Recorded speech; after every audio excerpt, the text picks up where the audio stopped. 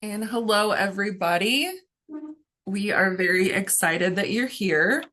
Welcome to our student showcase for fall 2025. I can hear in the background that there are quite a few more folks who are jumping in right now. So we're going to wait about 1 or 2 more minutes and we'll get started here. Hearing a lot of dings all here. So just want to make sure everyone can get connected and we'll get rolling in about 1 or 2 more minutes.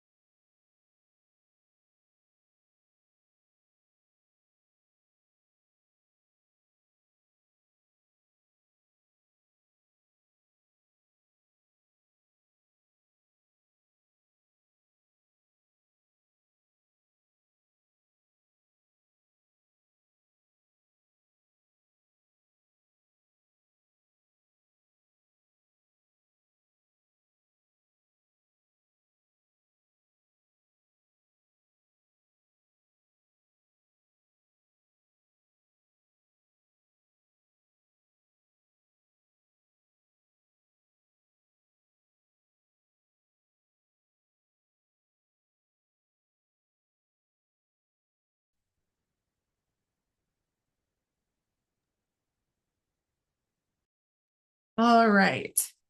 So we are going to get started here. It's a super full house. I can see that 35 people have joined us so far, and I expect a few more folks will be joining in. So for those of you who don't know me, my name is Megan Miller, and I serve as a general liberal arts faculty member slash instructional designer. And a lot of the work that I do with NICC relates to co-curricular. So we're going to talk about that in a little bit. But before we dive into co-curricular and the student showcase, I did want to take a second to ask the group if there has been a blessing shared today. And if not, we'll want to make sure to take some time to start out in a good way. So has anyone been part of a meeting where a blessing has been shared with our larger group? Really felt like Indian black. How would it ever seen? There was no big.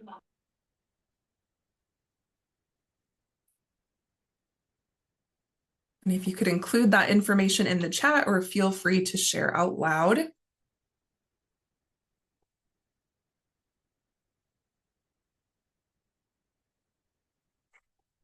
I'm going to pause the continue recording here.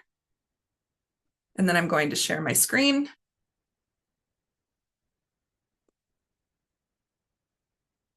Okay. Okay, can everyone see the student showcase information here? Yes. Yes. Yeah. Yes, I can. Perfect. Okay, thank you guys.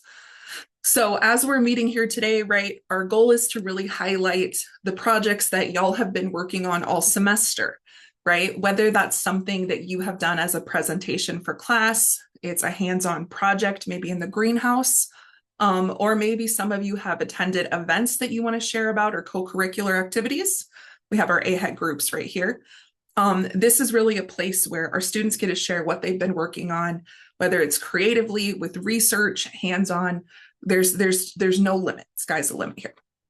And so with that being said, we have a wide variety of classes and projects going on today.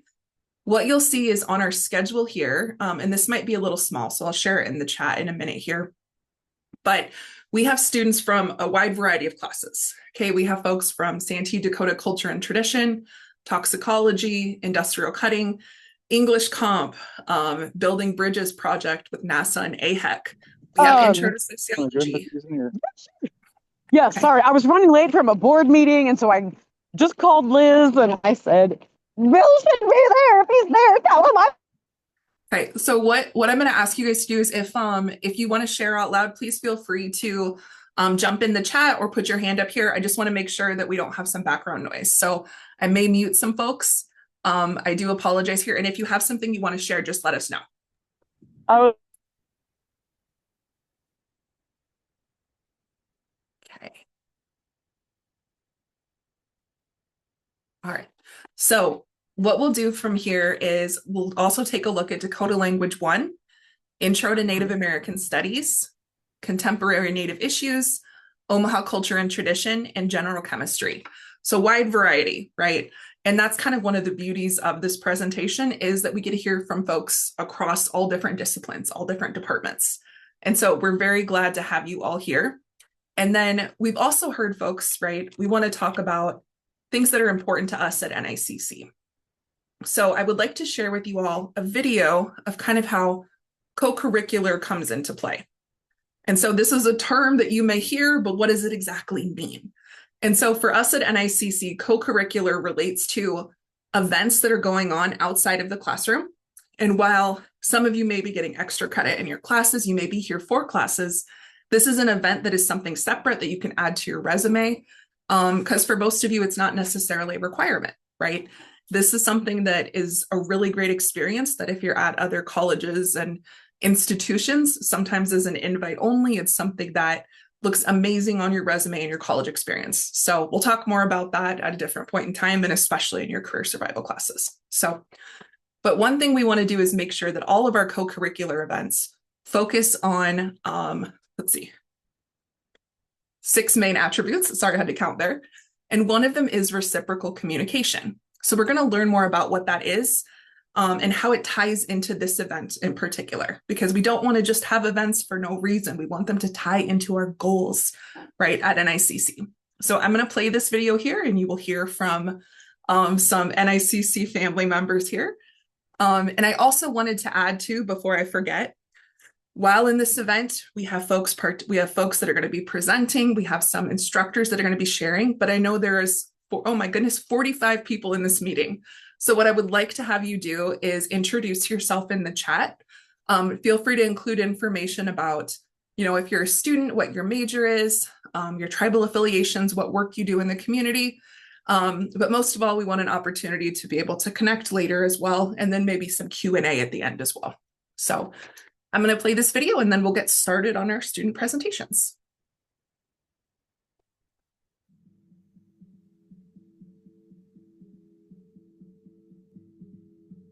The reciprocal communication attribute considers the concept of reciprocity.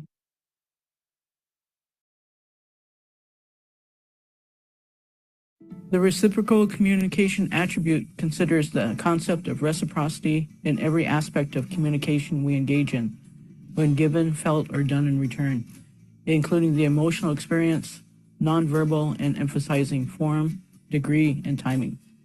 It includes all traditional communications between 2 or more individuals. In my time here at NICC as a student and staff member, I have worked with elders for their knowledge. I give them tobacco, and in return, they give me teachings that we can archive and give to the community.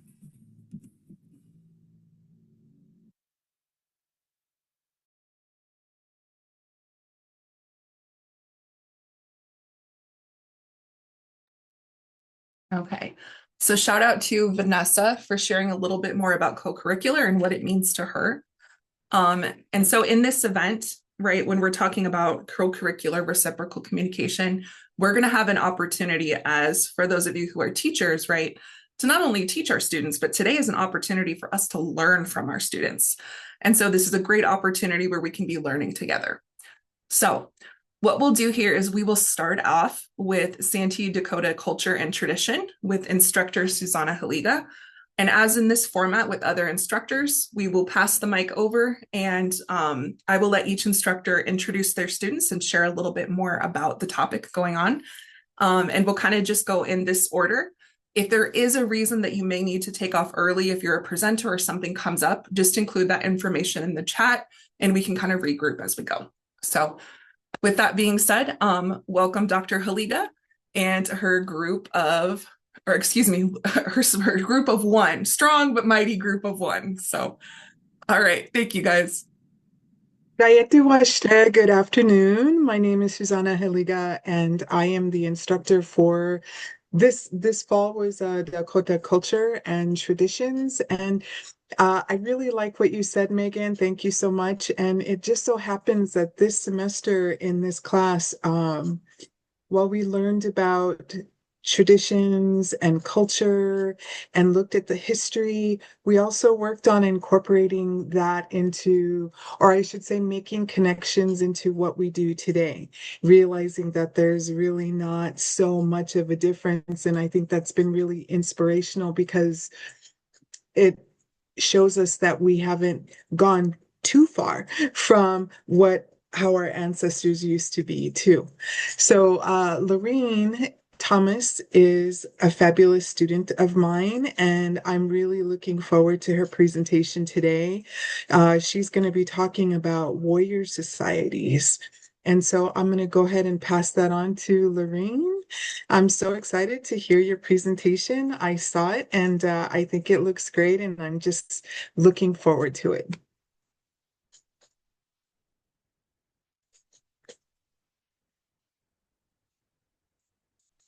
Okay, so hold on for just a second. I'm going to see how this all works. I wonder. What do you, are you, okay. Okay, there you go. Can you make your PowerPoint full screen? Is it full screen on that side? I can't see anything on that side. I believe so. Go to slideshow. There? I mean, you don't have to use Does that work? slideshow. It's up to you if you want to. I never use slideshow because the format just kind of messes with me, but if you're comfortable with it. I do want to use it. Okay. Hold on. You just have to swap your screens. How's that? Yep. There you Okay. go. Perfect. Okay.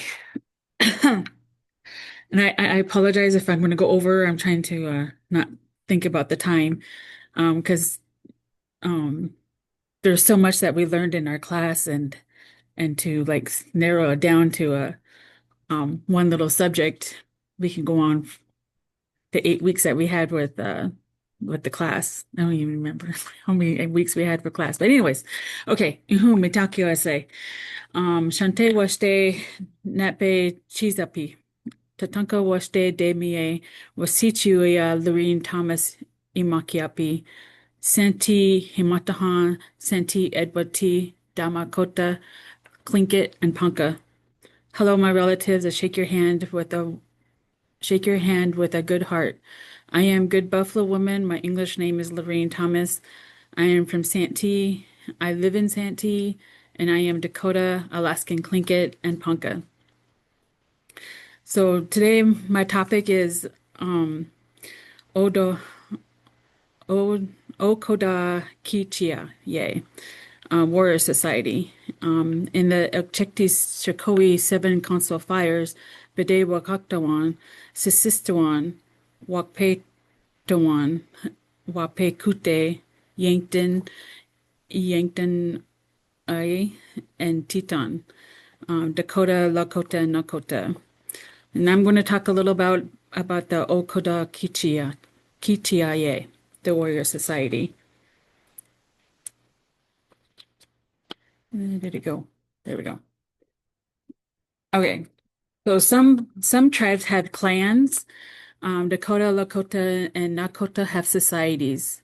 What is a society? A community of people living in a particular country or religion or region and having shared customs, laws, and organizations. The societies are developed to keep balance within the tribes. Every member has had to be in a society. It was an honor for each person to be compelled to live up to the high standards of society protocols.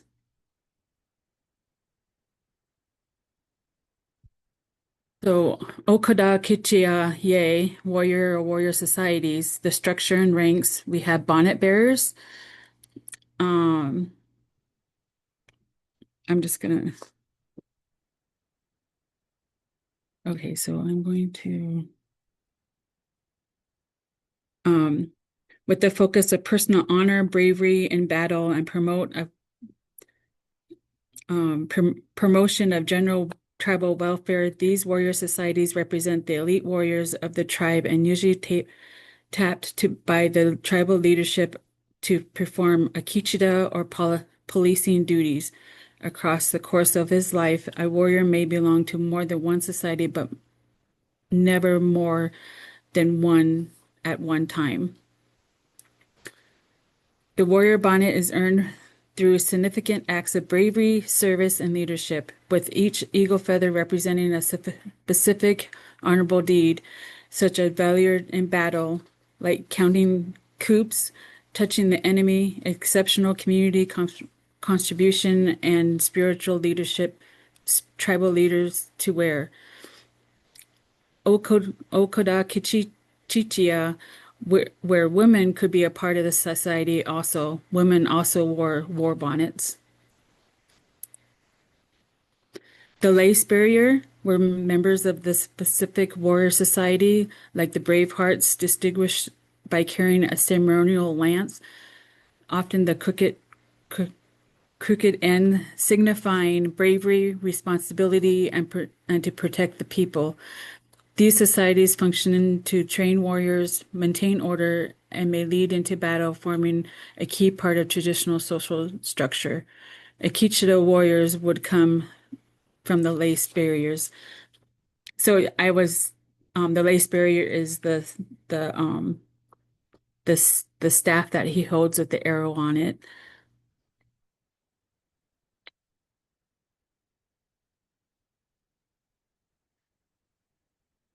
And oh, in every society they had um well, I'll get to that. So we have pipe carriers, a part of the warrior society. Pipe carriers are the connection for the people to the creator, facilitating healing, prayer, and peace, and with responsibility. Drum bearers and singers, each society had their own songs, and every drum has etiquette, and it has to be up to the drum bearer to follow through with the singers that need to know the songs, what they ask for at the time of where they're at. Heralds and criers. Heralds and criers, the Dakota Society, a crier known as the Iapaha, was an important public official who served as a public announcer and enforcer of the community laws and decisions.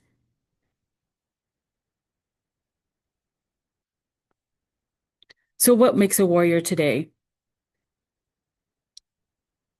The warrior for us is one who sacrifices himself for the good of others. His task is to take care of the elderly, defenseless, those who cannot provide for themselves, and above all, the children and the future of humanity. That was said by Sitting Bull.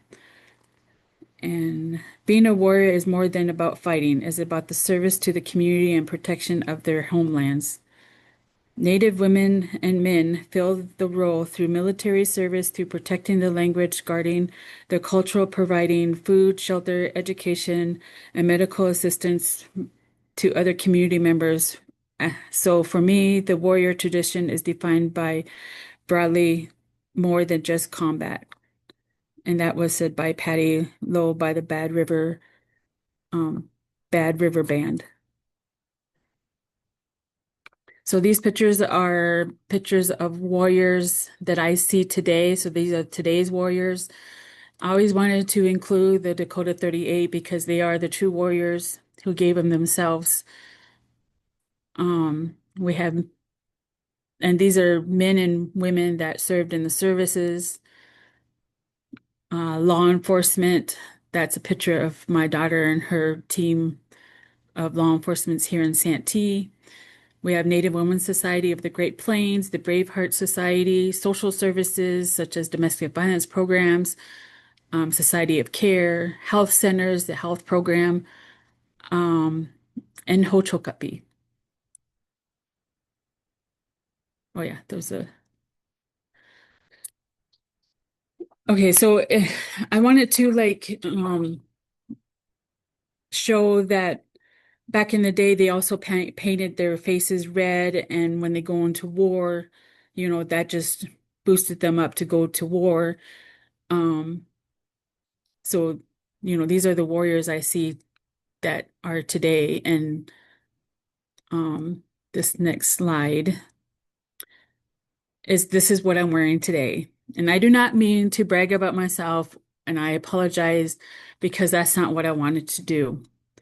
One of the other students, I did this project is because one of the students in my class um, mentioned that the ribbon skirts is just a modern day thing, like it wasn't tradition. And I started thinking, I was like, I wonder if other people were thinking the same thing. So I wanted to connect our warriors back from our ancestors to today, and why we wear ribbon skirts and ribbon shirts. So I wear my ribbon skirt with pride. I would make a ribbon skirt for someone if they would want one because they are the strength of oneself. Um, it goes it goes into skirts. A lot goes into skirts. We are told as young women that everything we make must be made with a good heart and thoughts. The energy of what you are going through at that moment in time will go in what you are doing, such as cooking and sewing and caring for your children and grandchildren. Skirts represent identity, connection to Mother Earth, honor to our people and families. We have skirts for everything, seasons, ceremonies, rite of passage. Our skirts represent our home, where there is life, there is safety, and the care for our families. Long ago, I first started wearing skirts, not a ribbon skirt. My uncle mentioned to me that he loved that I was wearing a skirt and happy to see that they are coming back. And at that time, I didn't understand. I didn't think skirts would be coming back. I made my first skirt when I was working in Winnebago Tribe as an activity, and the seamstress talked about the importance of ribbon skirts. I heard many talked about the history of the skirts, and I made in this video.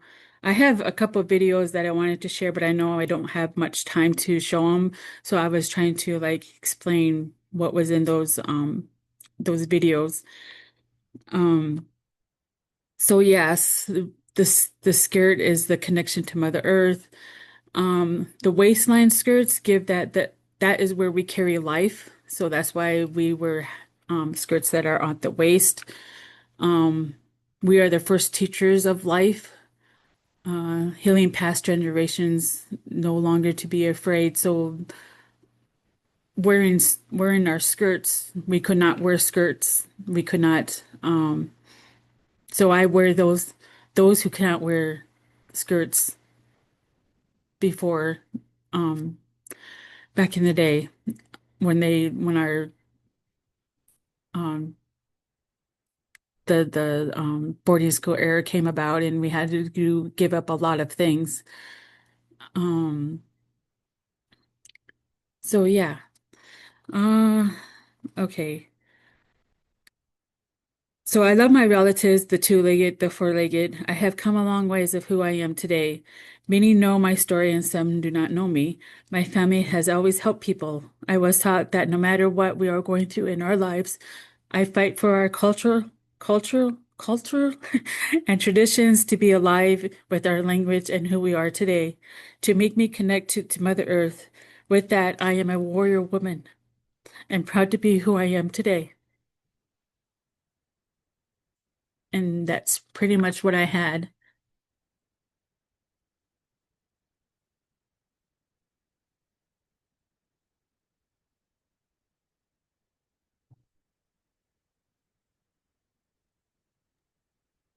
And I am seeing a lot of love in the chat here. I'm not sure, Lorraine, if you can see all of the hearts and claps going on right now, but there's definitely definitely a lot going on. Um, for those of you who want to give a shout out under the React button, it will give you options to send those with an effect. Like for example, congratulations, and then you'll see there's some little things you can send out there. Um, I see some great stuff in the chat, so please take some time to read that. And I see a lot of people saying thank you for sharing and sharing your story and providing that information. And we're at Santee campus, so I'm going to come over and give you a hug soon. So Thank you. yeah. So what we'll also do here too is if any of you have questions or insights or different things you want to share or reach out to, please feel free to throw those questions in the chat. And then at the end, we'll have some time to make sure to connect folks. Email addresses if you guys want to exchange information, that's all great too. So thank you very much, Lorene, and Dr. Haliga as well. And so we will now turn the mic over to Dr. Azaz Haq and his students in the toxicology class. Hi everyone, I am MD Zazul Haq. I'm a public health faculty and I'm teaching this course toxicology for the first time for the Bachelor of Science, Indigenous Environmental Health. I have designed this course in a way that it focuses on environmental toxicology, clinical toxicology, food toxicology, and all the impact the toxins that has in our body. So I tried to put the indigenous perspective to the whole course, and I'm very glad two of my most intelligent students are going to present, Susan French and Lani Morgan. Lani Morgan just returned from a conference from Las Vegas yesterday. I believe she can present today, but I would like to give the opportunity to Susan French to start her presentation. Thank you.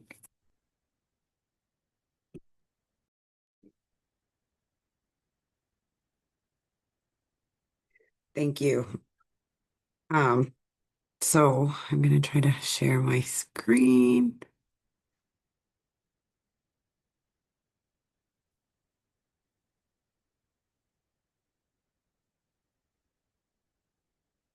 Oh,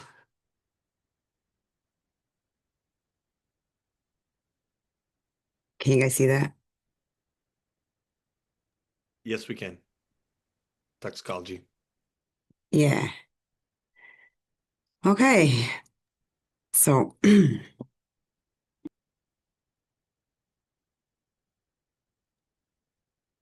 We can see a blank red screen right now. yes, that's what you're supposed to see. Okay, we can see Okay. the presenter slide right now, You Susie, know so what? you might need to swap the settings.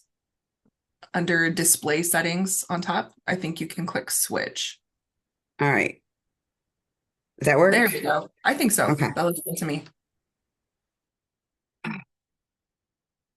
Hi, my name is Susie French, and I am presenting on toxicology. The instructor is Dr. Izaz, and I am a student in the Bachelor of Science Indigenous and Environmental Health program at NICC. You guys, this thing is in my way. In toxicology, we studied a lot of, we covered a lot of material this semester, and I'm telling you, this bachelor's program was probably the funnest semester that I've had. I had several classes, and it was just super fun for me.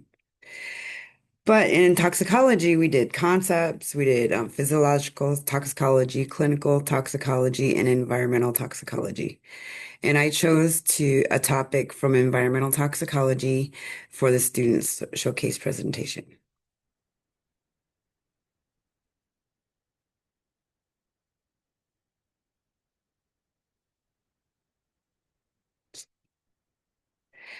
Um, Radon. Don't know if many of you have heard about radon, but radon is very high in Nebraska. It is caused from the breakdown of uranium in the soil, but it's radioactive, it's odorless, it's colorless, and it's cancer causing. It occurs naturally, and if you reside in Nebraska, you are exposed to radon. Radon is responsible for about 21,000 lung cancer deaths every year. Why is radon dangerous? Obviously, it's radioactive. Um, a lot of people don't know about it, and so especially in Nebraska, we have high exposure levels. Um, 4.0 is the safe level according to the EPA. And the only way if you know if you have radon is if you test for it. So I looked up a case for Thurston County. And as you can see, in Macy, the average level was over 14. Waltz Hill, 9. Winnebago, 10. And down below in that chart, you can see how many houses were tested in 2011 in Macy, Waltz Hill, Winnebago, Rosalie. And on the far right, the highest result, some houses were at 15, 27.3, 21.7. So we are well above the 4.0 safe level.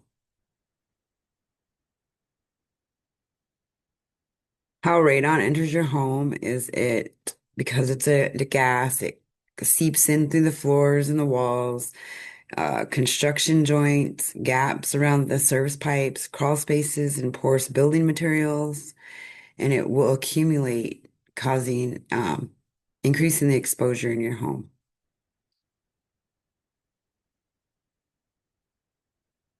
Testing is the only way to determine the radon levels in your home. Test kits are available online. Testing should be done at the lowest levels of your home, and they recommend winter testing.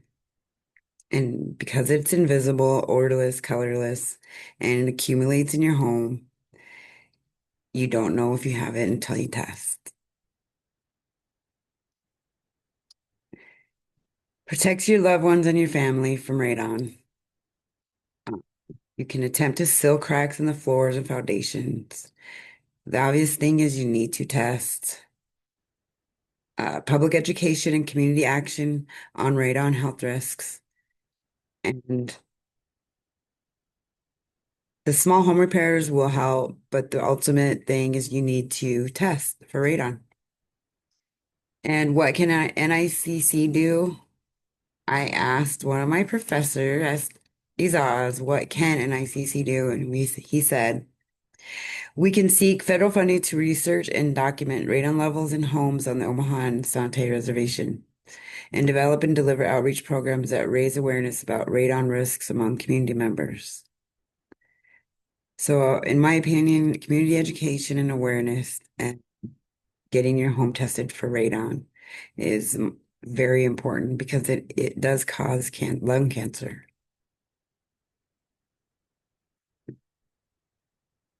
Free test kits are available at radon.org. These are the references for anything in here. Thank you. Any questions?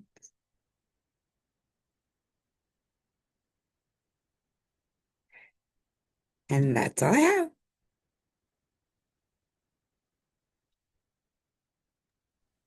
How do you stop sharing, Megan?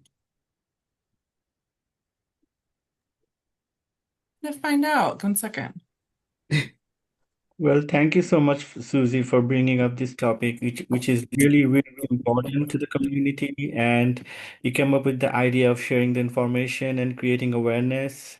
And we often end up talking about research and things to do to face these problems that are happening in nearby reservations and in communities. Susie always come up with this idea. I remember one time in the class we're talking about chemical reaction with chlorine, and she came up with an idea like, hey, I think I have higher amount of chlorine in our water that I use for harvest.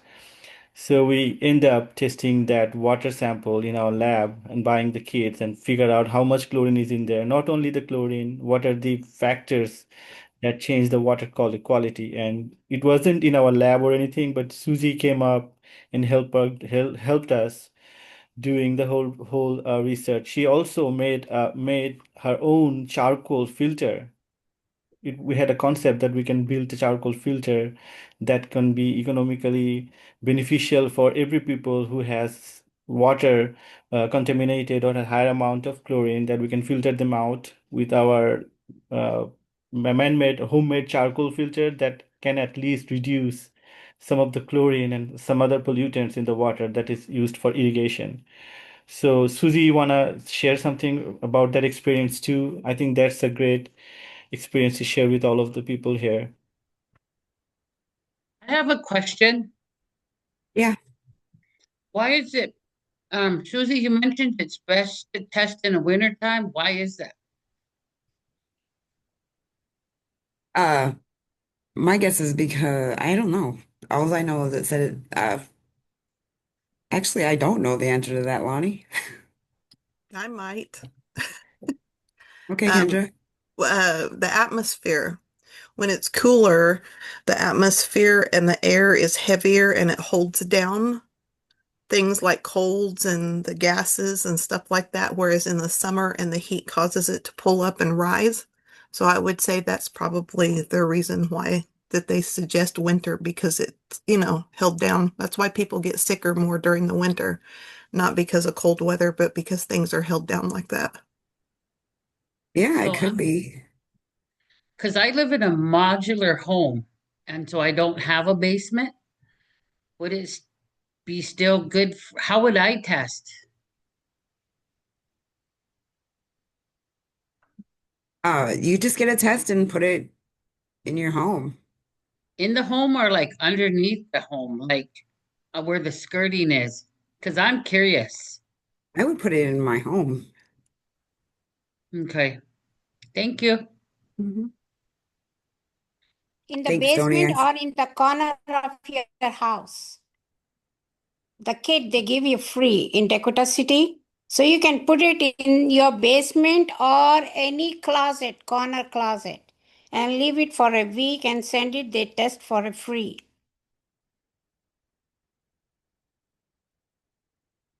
Yeah, there are some kits. The website Susie mentioned, they have different kinds of kits. Also for water and other samples and different location of the home, you can go and have a look at it. They have a specific direction how to use it. And those kits you can purchase, they're very cheap. I've seen that. I looked into the information. They're really cheap. And you just collect the sample and you can send it to the lab, all included in the kit, and they will give you the results, what's going on. And there are other kits that are available if you're suspicious about any radon, any radioactivity at your place. You can purchase them and you can detect a slight amount of radiation nearby places. So both can be done, but I would suggest use the basic kit, cheap, free ones. If you get any differences in results, then you can move forward to the next ones, like the paid ones, and you can reach out to the people who are responsible for this kind of results, federal person or person responsible for this kind of research in Nebraska. They can help you out, figure out what's going on, if the level is too high for any human being. Even if it's not that higher, if you have concern, we can reach out to people who does research on that and give you a whole results like what kind of radiation present in your property.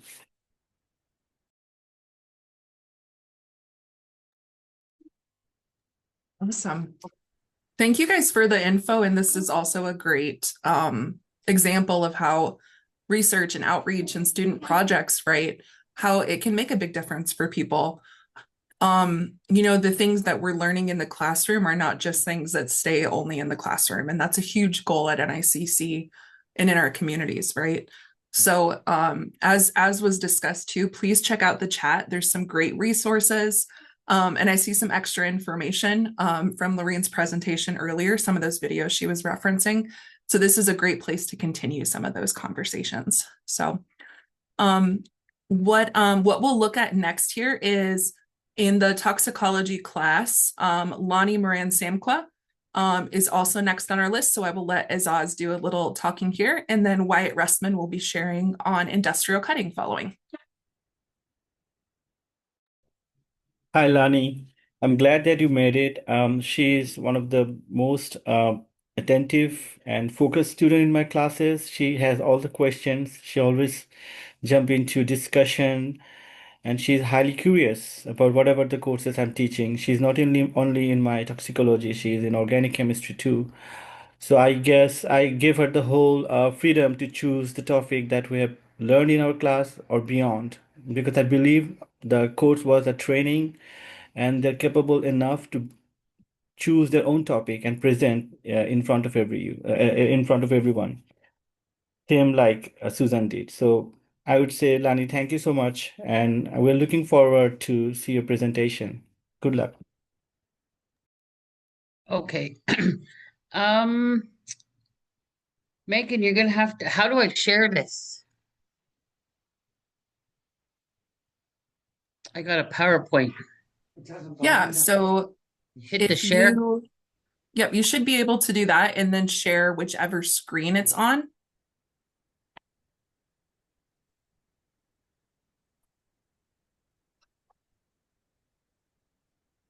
And then Lonnie, if you are able to turn your camera on, we can spotlight you while you're presenting too.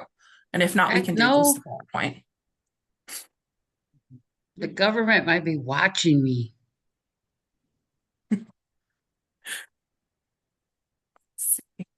Okay, we can see.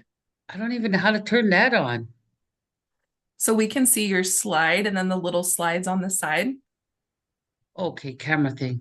I need a 12-year-old to tell me how to do this stuff. Maybe a newly 13-year-old, right? A newly 13-year-old. I'm 12. Does that count? Is it on there? Yeah, it's showing the whole window. So if you're looking at your PowerPoint window, where it says like file, home, slideshow and all that, you want to go through slideshow. Okay, because every time I move over there, okay, slideshow. Then this little, okay. Because it says Zoom is unable to detect the camera. I think it is an audio feed for you instead of showing your face, but we do have your screen. Okay, so you guys can see nano and microplastics? Yes. Yep, and if you have the slides on the side, so if you click there should be like a present button on the bottom right. Yeah, at the bottom right, there is a scale that says 70%. Just next to it, the left one, is the slideshow icon.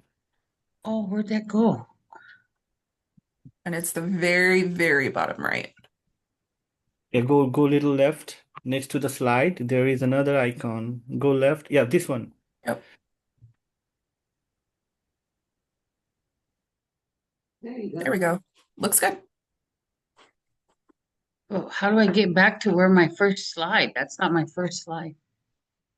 Just click the arrow button until it goes back to the front. You can hold it down and it should go.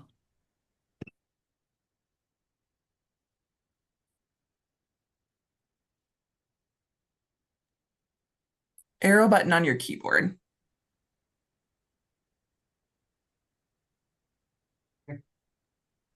Yeah, that one. I was like, It's I'm like touching the them, but left arrow. It's not going anywhere. Too much Vegas, Lonnie. You got to get your head back in the game. Dude, I was at the rodeo. Okay, here we go. All right, I was out in Las Vegas at the Indigenous Agricultural Conference. While I'm not here working in archive in language or being a full-time student, I'm also with a group called the Rural Coalition that I work with farmers and ranchers throughout the Midwest, from Texas, Oklahoma, Kansas, Nebraska, Missouri, Iowa, North Dakota, South Dakota. And so I was out at a conference, and so I'm trying to do the conference thing, take my finals, and do my little slideshow. And so I had help from my neighbor on the airplane. So he was like, well, let's put this in there, add this in there. So I'm kind of winging it. And so, and I didn't even get his name. So my little airplane buddy helped me with this. And so I chose nano and microplastics. It's near and dear to my brain and my seeds and every other organ parts that I have with me, because it does affect every one of us from the top to the bottom, from the north to the south and the east to the west of our bodies. I hope this button takes me to the next one. And it says microplastics, MPS, are plastic particles ranging from 1 millimeter to 5 millimeters, while nanoplastics are even smaller particles less than 1 millimeter or 1,000 nms in size. These particles result from the fragmentation and the degradation of large plastic materials through physical, chemical, and biological processes in the environment.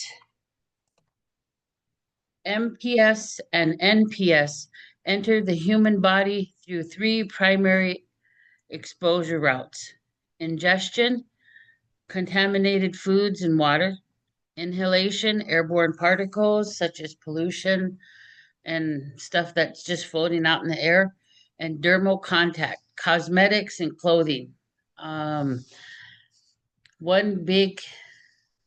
We know about cosmetics, we know, and one big thing is lip gloss, lip chapstick. Another thing, I don't know if how many of you wear or know about Lululemon, the spandex wear. They're the top ones that have a lot of these microplastics and these highly dangerous chemicals that are involved, or that's in the fabric of these clothing that these our young women wear. And the leggings and the spandex, and a lot of our young teenagers that are childbearing age are being exposed to that. And so they do get the microplastics, the chemicals that disrupt their growth, their fertility is in those materials.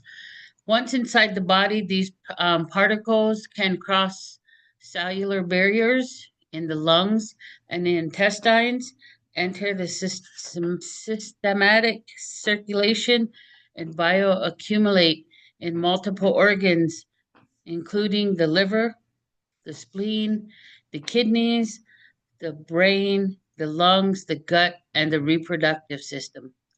And in the brain, these nanoplastics and microplastics can cross what they call the BBB, the blood-brain barrier. And so that's what makes it very dangerous, because once it gets into there, the body has no way of getting rid of these chemicals and these plastics that are in our bodies. Cellular and molecular toxicity. MPS and NPS induce oxidative stress, cystotoxicity, genotoxicity, and DNA damage. They trigger inflammatory response and can cause mitochondrial dysfunction, how did we say this? Apoptosis. Yep. And autophagy and ferroptosis has to do with the iron in the blood. I was trying to list this. This is where my airplane friend was having me put this in, and so I've been listening to on my phone how to properly pronounce these words, but I'm sitting here spitting all over my screen trying to say these words. Organ-specific effects that are affected by the nano and microplastics, cardiovascular system, which is endothelial dysfunction, lipid metabolism disorders, and fibrosis. In the nervous system, there's neuroinflammation, neurotoxicity, pathological protein aggression, and behavioral changes. Respiratory system, the inflammation process, asthma, and hypersensitivity, pneumonia,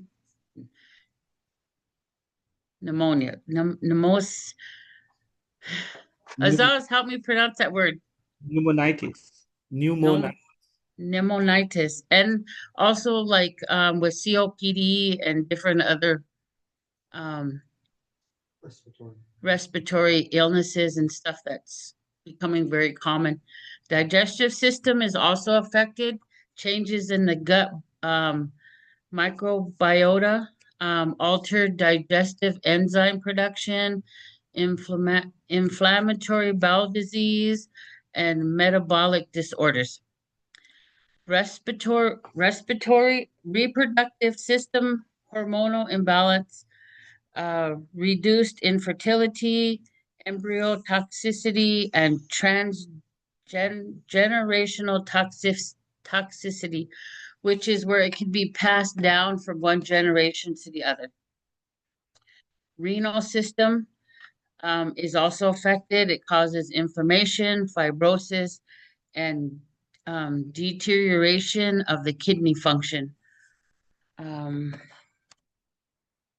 Carcinogenic potential, long-term exposure to MPS and NPS may increase cancer risk through the generation of, I cut that off. Sorry about that. Reactive oxygen species, chronic inflammation, disruption of the cellular signaling pathways, controlling cell differentiation, and proliferation. Did I say that right? And yes, apoptosis. I'm really sad I missed that one. And then many other factors of toxicity depends on many factors, including particle size, concentration, shape, surface charge, polymer types such as polycystine and polyvinyl chloride being commonly studied, and the presence of absorbed pollutants or endocrine disrupting chemicals. And that's what I talked about, like with the spandex pants and the Lululemon. Small MPS generally demonstrate greater toxicity than MPS due to the enhanced cellular uptake and translocation capabilities. Means they're easily absorbed up through the body into the system, and then they can move around in the body. They can go to the brain, they can go to the organs, and it's more able for them to flow than the other. And then these are my references where I got a lot of my information. I looked up a lot of articles, and that's it. And no questions at this time, please. Just kidding.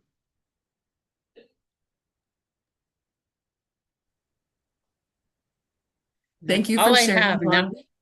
awesome. And now that I've done spit all over my computer screen, You have to get some windshield wipers for it. No, if you guys do have questions, feel free to put them in the chat. Because of time constraints, we're probably going to do most of them in the chat, just because we have quite a few more presenters to get through.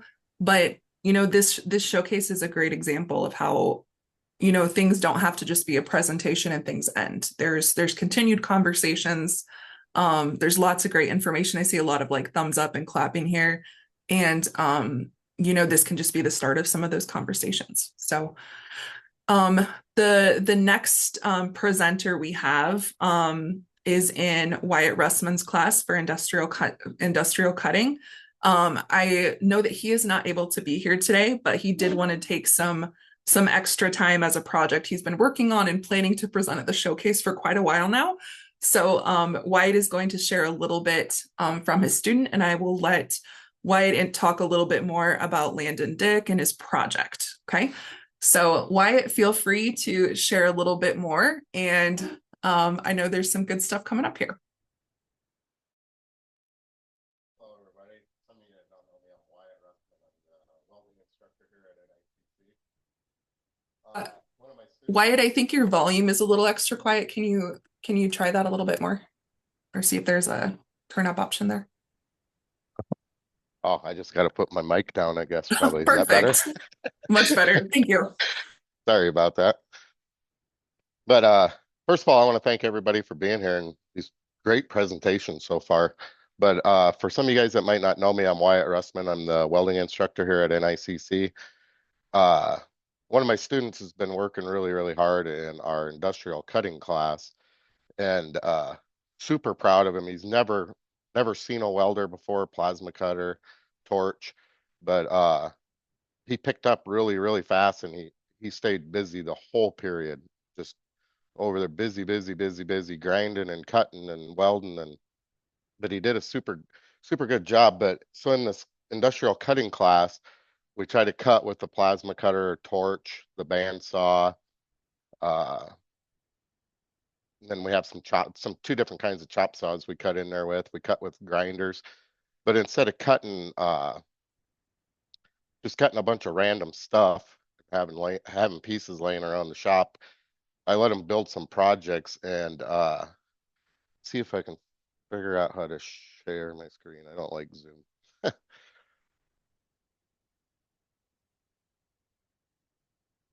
Where's the screen share button? Under more? Should be like a green button there. Okay, share. Second screen. Can you see that?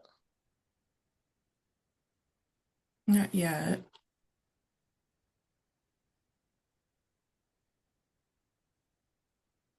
Screen 2. Share. How about now? Yes. Oh, how do I get that out of the way? But anyway, this is a headdress that he's been working on the last few weeks of class. So he freehand drew the feathers out on a piece of sheet metal, and you draw it out with, it's called a soapstone. Basically like a piece of chalk that's made specifically for writing on steel. But he freehand all these feathers out, and then he took I taught him how to run the plasma cutter, which some of you guys that like science stuff, I'm not much of a into science, but so plasma is one of the states of matter. So all it is it's a lot of electricity with compressed air, and you can run it with different types of air, but we just run it off of the shop air or the air compressor at NICC. But so then he took the plasma cutter and he cut these feathers out, and then took a grinder and its cutoff wheel. If I can zoom in, you can kind of see the detail more. But then he took a grinder and then he'd grind the veins into the feathers with this little narrow grinding wheel on just a 4.5-inch hand grinder. But then I showed him, so in like our intro to welding class, we go over some metallurgy stuff, and you can see the coloring in here, and that's just from the heat input from the welder. And the American Welding Society has a graph that shows what temperature these metals reach, which we cover that in the other course, but just by the coloring in there. So I showed him how you take the heating tip on the torch, because he was wanting to like paint them or something. And I showed him, I'm like, here, we talked about this metallurgy in class. This is a prime example to bring this into this class as well. So then I showed him how we took to take the heating tip on the torch and then heat these feathers to add these colors to them. Can't then to darken the tips up here. But then he took down here, he took like the banding on there or the rope on there. We took that's TIG welding wire that you use for it's another form of welding, but it stands for tungsten inert gas. But I showed him how we could tack them together, and then took the drill and then twisted them strands of wire to make it look like rope. But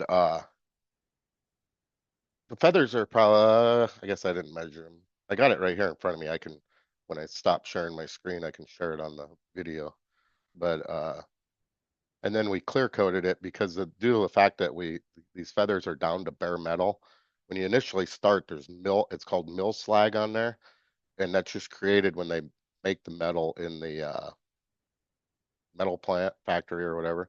But that would just from the atmosphere changing and the humidity and everything, them feathers would rust then, and they would look like the headband piece down in here. So then we clear coated it after he was done, just to preserve them colors and to keep it from rusting. But I'll keep it short. That's about it. But I'll stop sharing my screen and then I'll bring it over here. You can kind of on there. You can't really tell how big it is here with me holding it. The feathers are about 14 inches. This one's down here is probably about 8 inches or so. But then we just took a piece of sheet metal and he took the plasma cutter, cut this band out, and then we rolled it around one of the pipe rollers in the shop. But you can see how it glistens and shines. But that's about it, I guess, unless you got any questions.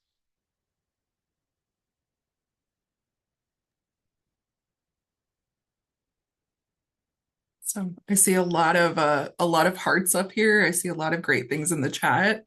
When you were first sharing that too, you'll have to share this with Landon, but there was so many hearts going up at once. It just made like one big one.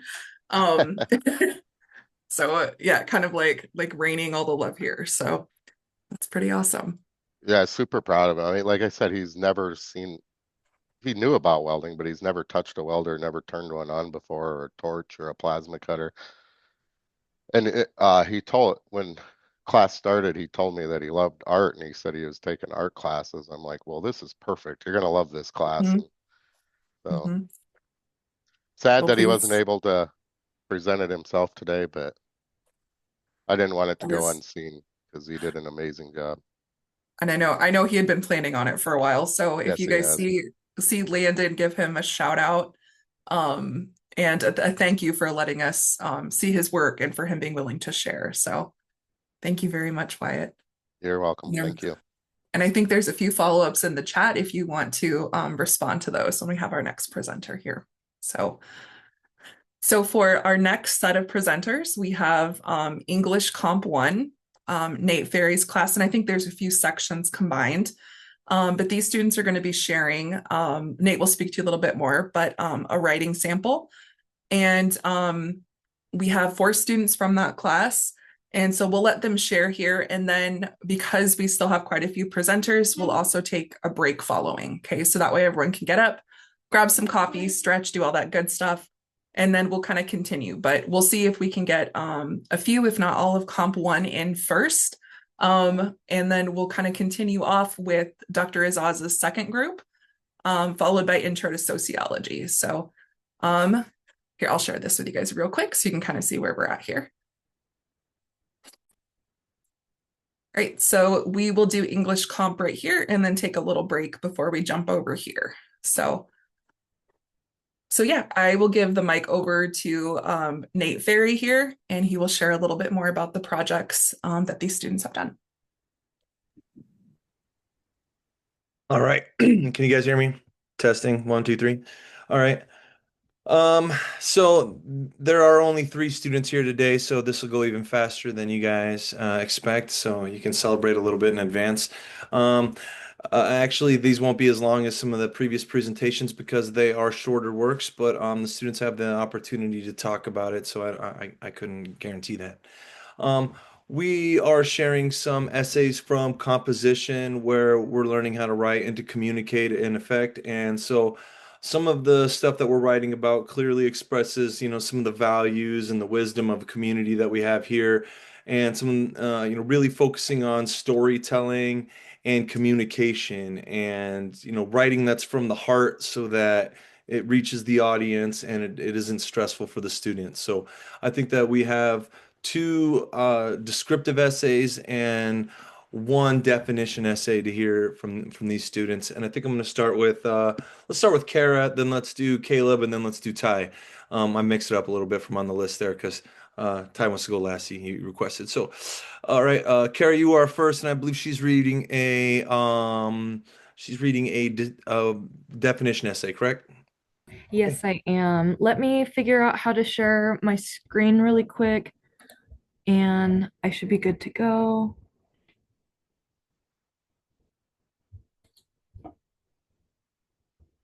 Okay. And yeah, I decided that I wanted to share my definition essay as opposed to my other writings just because I personally really enjoy like the research aspect of it, and I was kind of wanting to dive into a topic that I didn't know a lot about previously, or the I'm definitely into the etymology of words. That's something I learned after presenting and writing this piece. So I'm excited to share this with everyone today. And I've been really enjoying everybody's work so far that I've seen too. Okay, so this is my essay called Questioning Tribalism and Its Effect on Tribes Today. In the last few years, I've been investing time into learning more about my tribe, my ancestry, and the traditions of my culture. As rewarding as this process has been for me, I have not asked myself until recently to differentiate the ways that tribe and tribal are used outside of relating to one's culture and ancestry, although I hear it used often in conversation. Not only is it a term used to describe cultures and nations in legal documents and historical records, it has been used inappropriately by groups of people who attempt to fit themselves into the recognized definition even more. Today, I look at the history of the word, the context in which I call myself part of a tribe, and how its definition has changed over time. And I ask myself which definition of tribe I want to continue to represent.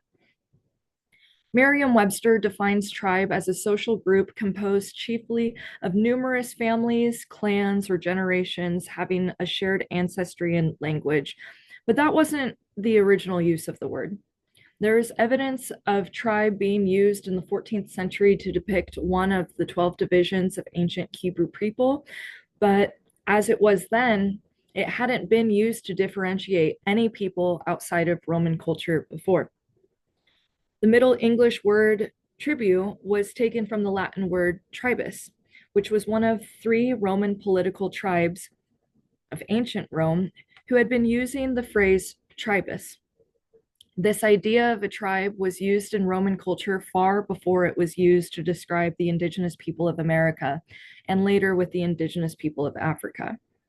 Historically, those three Roman tribes fought militarily for land, and when they settled into a newly claimed territory, they would absorb indigenous people of those areas as new citizens of those Roman villages.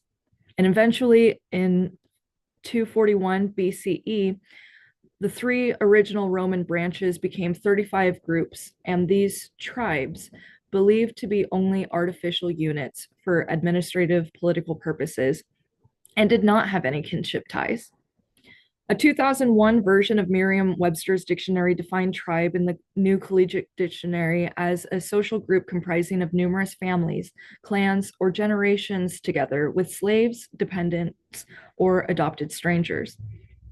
This definition reflects the history of an entirely different worldview from the Romans. When compared to the worldview of the people, it's primarily in reference to currently, who are closely linked through social, economic, and religious ties, as well as cultural practices, language, and indigenous ancestry. This early definition of tribe, when speaking of Roman civilization, has burnished the image of colonialism, segregation, and oppressive power into the minds of English speakers. The history of its definition is further cemented by the historical writings depicting groups of ancient indigenous people being displaced into those Roman villages. Although not used often in its original context, tribe is still attached to a history of slave trading, corrupt favoritism, and overall violent warfare between territories.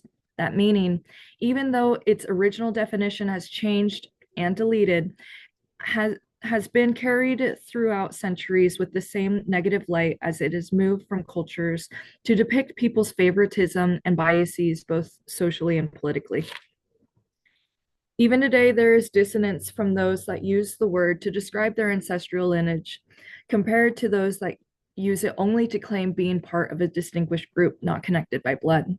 Many times in casual conversation, I've heard companies and people express the idea that they are attempting to find their tribe. The assumption here is that the definition of tribe in this context only refers to a group of people having common characteristics, occupations, or interests with no ancestral relation to each other. This use of tribe can be derogatory and demeaning towards those who are attached to a historical tribe because of the dismissive and casual context it's used in. Many advertisers and companies have had to change campaigns marketing on customers finding their tribe with the company or product they promote because people have found this use of the word to exotify, belittle, and erase the history of Indigenous tribal people and their unique experiences today. To most people, part of living a human experience is developing a sense of identity, what that is, where you're from, and who came before you. Understanding that we all have a responsibility to trace back and understand our ancestral lineage is an important part of our living experiences. That's why I feel connected to my identity as a descendant of the Omaha tribe.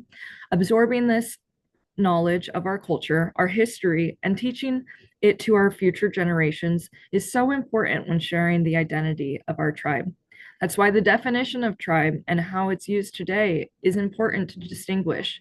The Indigenous people of America were not savage slaveholders oppressing neighbored territories to expand into.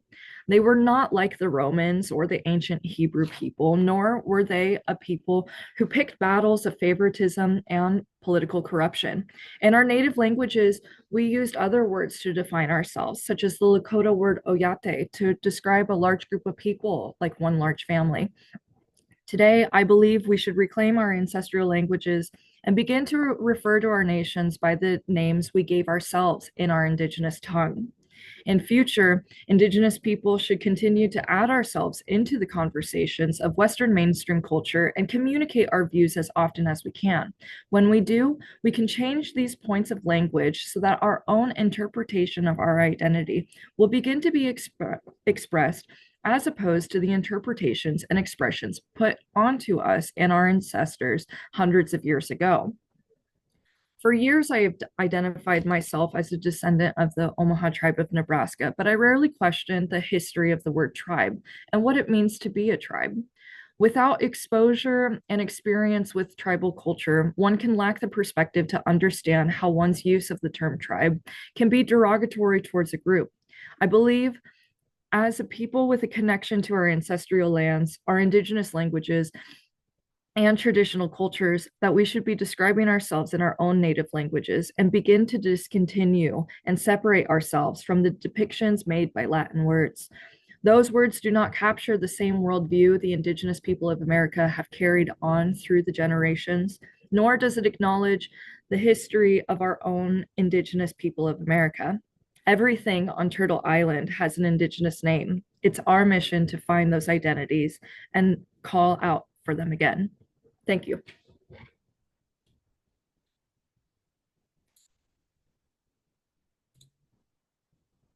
Excellent. That's a good job. I mean, this is a good example of the type of understanding language that we do when we're studying composition and understanding words and their etymology and, their connotation and denotation, whether using them objectively and subjectively. in a very, as Lorraine's putting down, your beautiful manner. So that was great. I really appreciate her taking this time to share those. We have two other readers here today that are going to read from composition. I think we'll start with Caleb if he's ready. And I will pass the mic over to him and let him talk to you guys about his descriptive essay. And I think you guys are going to find some more love of language in this essay. So, Do you hear me? yes, we can, sir. Okay. Ho Shumtokcha Shka Makia Pi I Hanktawan Edwati I Santi Makoche Hamata Han Wakpe Kute Damakota. My name is Caleb Whipple. Today I am talking about my descriptive essay that I wrote back in October. It's about my homeland, kind of where I grew up from, Isanti Makoche. So I'll get right into it. I'll share my screen real quick.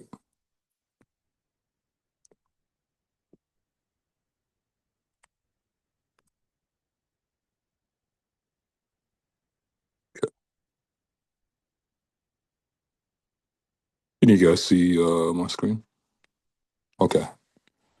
So the title is called Isanti Makoche. I come from a place that gave me a sense of purpose in life, and those certain purposes have motivated me to keep on going in life in a very deeply spiritual way. I kept a promise to never give up on my Oyate because of their struggles and where I come from as well. The type of animosity that I'm truly talking about can be burdensome and feel as if you're carrying the world on your shoulders. A person who has come from a place of struggle can only relate to what I'm saying, right? If you can't relate to what I'm saying, then let me tell you about the details on where I'm from. I was born in a river city, as the local community called it. That river city was actually called Yankton, which is a mid-sized suburban feel of a town with a population size of 13,500 people. Its geographical location is on the border between the southeastern part of South Dakota and the northeastern part of Nebraska. See, I was born here and always made family trips here with my family growing up, such as attending riverboat days, grocery shopping, going out to the movies, and swimming at the river. This is things that we couldn't do on the reservation back home. I grew up envious of never having the privilege of living in a bigger city where the grass was a little greener than back home. Yankton was located approximately 45 minutes away from my actual hometown, which was Santee, Nebraska. Santee, which is a town located on a reservation in the northeastern part of Nebraska, is where I grew up originally. I would even call it a town, more of a tiny village. This tiny village consists of a population of just 350 people. The land that the people are settled on shares a deep and emotional history. It was land that our past ancestors never wanted to settle on, but they had no other choice. They were exiled from their original homelands in Minnesota and were forced to live here in Nebraska permanently since 1862. The land that the federal government left us, East Santi Dakotas, was a swampy area filled with rolling hills of bushland and forestry. It's an all-you-can-get in one type of deal for a thorough spread of land location, I guess. Santee is literally inside a swamp because it is located right beside the Missouri River. Also, what I mean by bushland is that it is open prairies that surround the land and scattered hills that are filled with nothing but long grass that's shaded with the color of the season it is. It could be bright shades of green to dry looks of shades of brown to snow caps of nothing but white. For the forestry part, we have various woodlands that help shade the community from the color jade during the spring and summertime to the beautiful bright colors of autumn during fall time. The area consists of all four seasons throughout the year. Spring and summer can usually be dry and humid with some mild to severe thunderstorms. Fall time is usually a personal favorite for me around here because how much fall foliage there is produced by nature in the area. You will see many different bright colors on the different tree leaves, from tangerine red to golden yellow to apricot orange. A not so favorite season around here of mine is winter. The winters can become brutally cold around here, causing record-breaking blizzards along with the high-powered deadly wind chills. Sometimes the town roads can become inaccessible due to the high snow drifts. This is because of how much snow the village occasionally gets every year. What makes matters worse is that the community is located 9 miles from any major highway in Nebraska. So when I say roads become inaccessible, it's due to the part of the issue from only having one roadway into town that's paved with actual cement, and the other is actually paved with gravel. Besides what surrounds the actual reservation, let's talk about what's inside this isolated community. Coming downhill on the local paved highway into town, you'll see a breathtaking view of the local landscape. Sitting in front of the Missouri River on the left side, you'll see a rusty white and blue paint chipped water tower with a letter spelling out Santee. In front of that outdated water tower is a memorial for our local veterans alongside a white fence off area for the graves of our ancestors who passed away from smallpox. Behind those, you will discover how much outdated housing with an updated Indian health services that centers everything. Besides the current housing development in an IHS facility, Santee has developed other businesses and governing places as well through the community that are randomly spread out. The village has a tribal headquarters that is used for tribal council meetings and houses the tribal council offices as well as a tribal history museum. Santee also owns a gas station, a grocery store, a fire store, and a small police station. For any local events, funerals, or community sales, we have always used what they call the community center. For any education, we had one local community school that taught kindergarten through 12th grade. Then if you ever wanted to further your education, a fairly new Nebraska Indian Community College facility has been built. I haven't told you about the ugly side to this village. Underneath the saddened and tragic history that lies beneath our location and our people is also a truth. Ichetu, a truth that makes us realize where we are truly going as a community. To figure out what purpose and what truth needs to be brought forward, one needs to understand what the problem truly is. The problem with the community is addiction crisis, the high suicide rate, the lack of resources, the high poverty rate, the nepotism, and the lack of leadership. Behind the beauty of nature that is enriched in this area, there's also a cry for help along the lines of humanity. These life crises have been happening for many generations before even my parents were born. I could be like anybody else and run from these problems and tell people where I'm from and leave out the bad things of my community. You know, it's a lot easier that way for people to make it seem like they come from a perfect place when every place on earth will never be perfect. I will always advocate for better things in a place that I come from because change needs to happen sooner or later. This is why it's important for me and it gives me purpose because who will be there to help those in need who are struggling with addictions, suicide thoughts, food, resources, lack of leadership, etc. These are the important reasons why it gives me the right to talk about any little detail about where I'm from because they always get swept behind too many. But now yeah, thank you. Excellent. There was so much heart and real local truth to this that I think it's a perfect introduction to Ty's paper, which is a similar topic and a similar type of paper. And I think you guys can really see between the two of these guys a clear picture that's being described. And the objective of these essays is to describe things. And as you can see, these are excellent examples. Ty, whenever you're ready, are you there?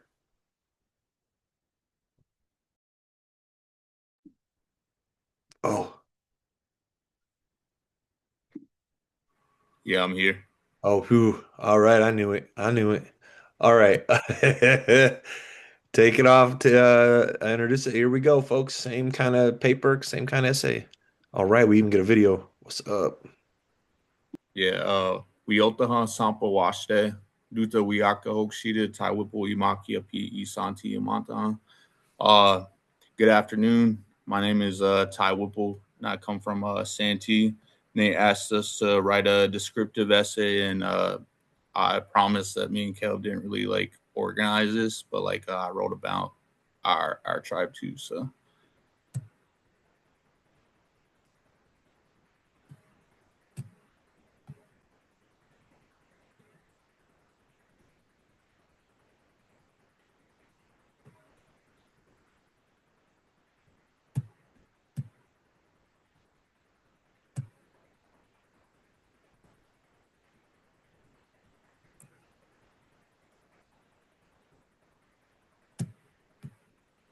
can you guys see it?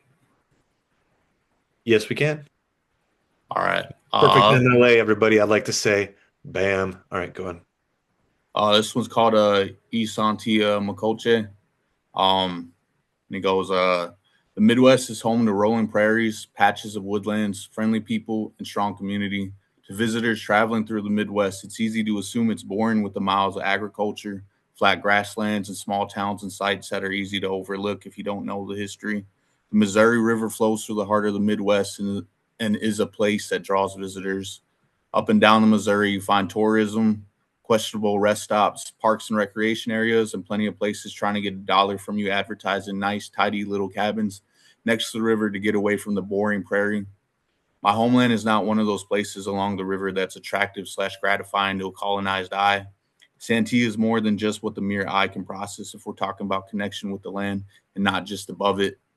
My family has a long-standing connection to this land, particularly Santee. Santee is a resting place of two specific warriors that I look up to when I reflect on my days I grew up there. The first honorable warrior I'd like to remember is one of my grandfathers, Mazadidi, walks on iron, and the work he was chosen for, keeping our tribe fed while at the prison camps of Crow Creek following the Dakota uprising and the massacre of our Dakota ancestors.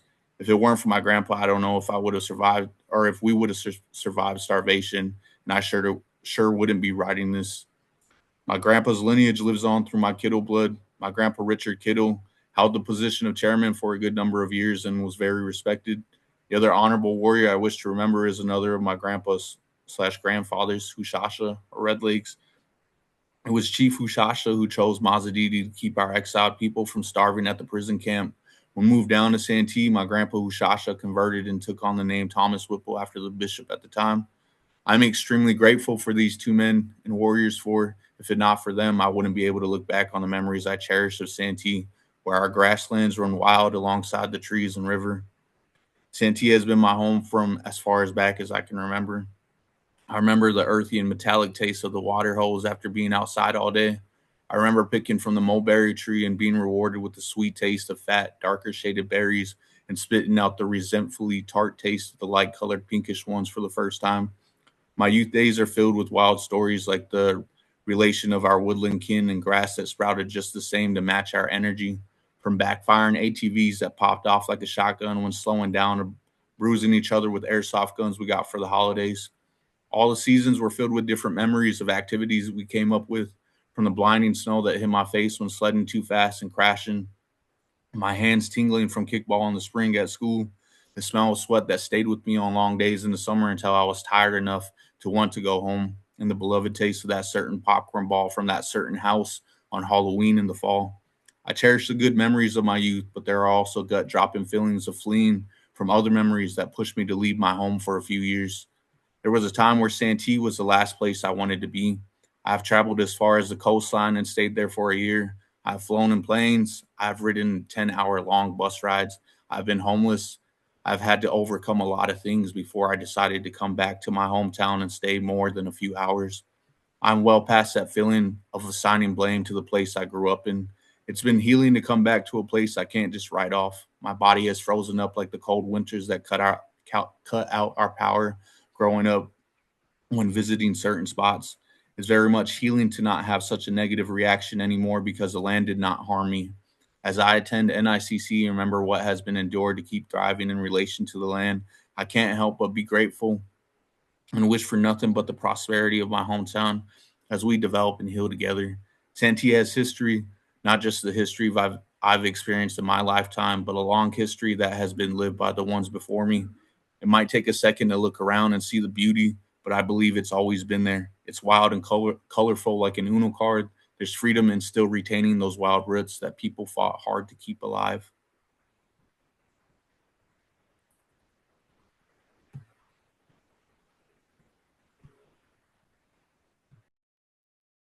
I've never even seen that reaction that just happened on the left happen. I think Megan mentioned it before, but it like turned into a giant heart and it blew up towards the top. That was awesome. Oh, you guys.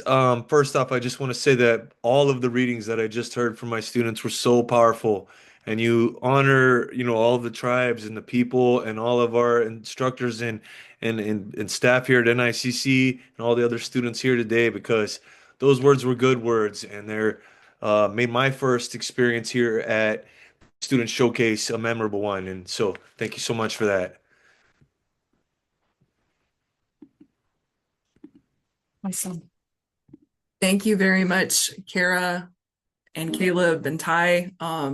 Really, really moving materials. And I'm not going to be able to say this any better than what's included in the chat. And I'm sure a lot of folks, the words are really hard to describe just how amazing and personal those things are. So we, still love pouring into the chat. Keep it up. I love this.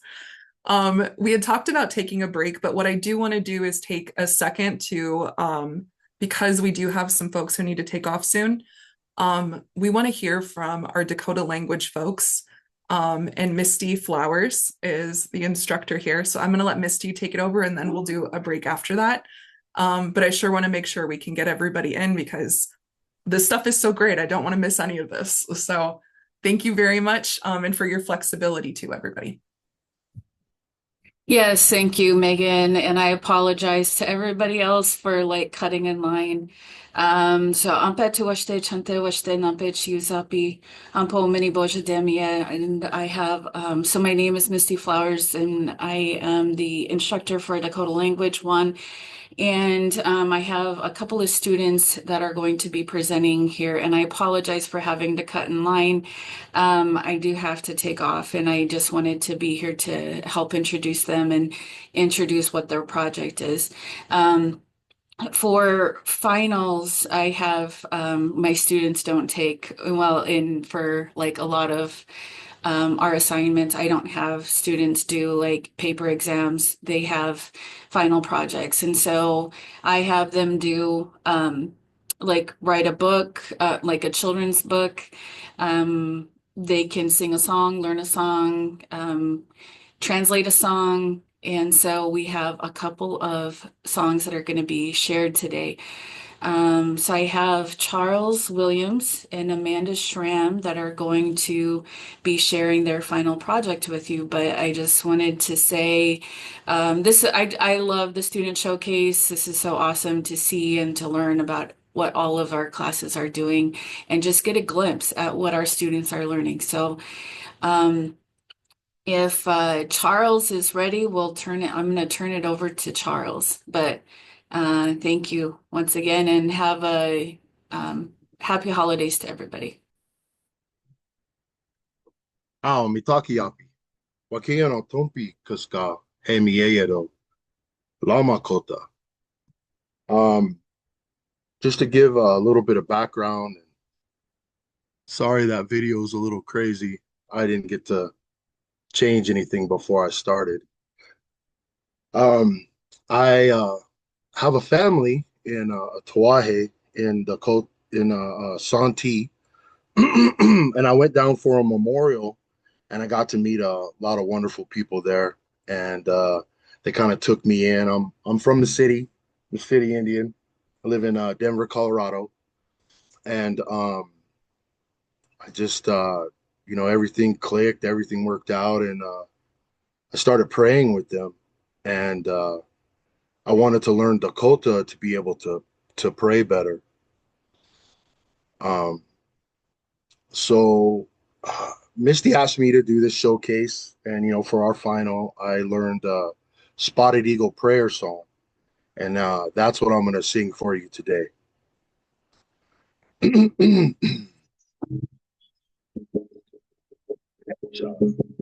Me toka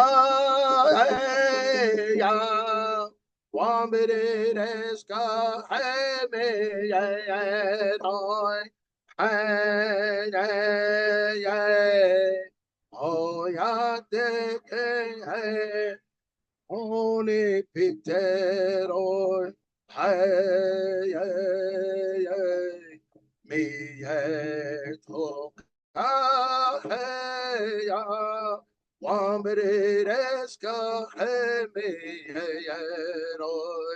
hey miye to ya wamere reska he miye roy re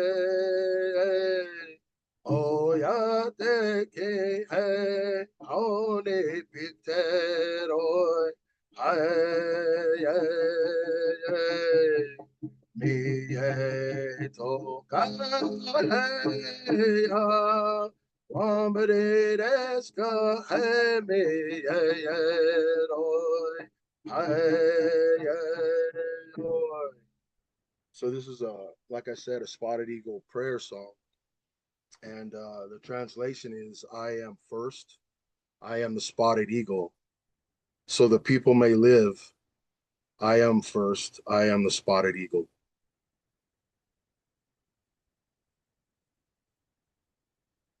Piramia.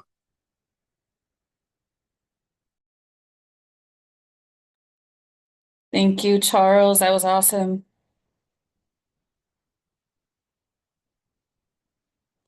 Oh. All right, looks like Amanda's coming on. Whenever you're ready, Amanda. Amatakiapi, Chante Washte Nape, Chiazapie, Amanda Makiapie, Damakota, Austin, Minnesota, Edwati.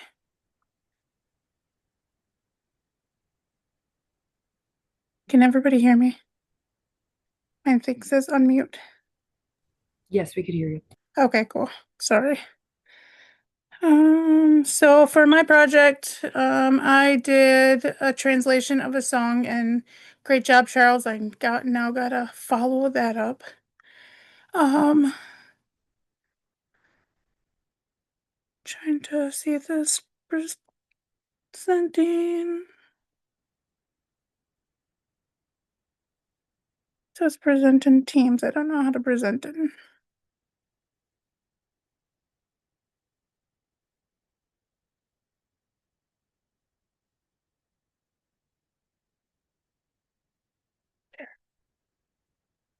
Yep. Okay. I figured it out. So for my presentation, I translated a song that I sing to my daughter. It is the Skidamarinky Dinky Dink song. So, it's Skidamarinky Dinky Dink, Skidamarinky Doo, wo wash de dake. Hahana wa wash de dake ka wiotan hasampa kinde. Tayetu kinde wa wash de dake ka wi ohadate kin. Oh, skidamarinky dinky dink, skidamarinky doo, wo wash de dake. And that's my song. Awesome job, Amanda. Thank you guys so much for sharing. And I turn it back over to Megan.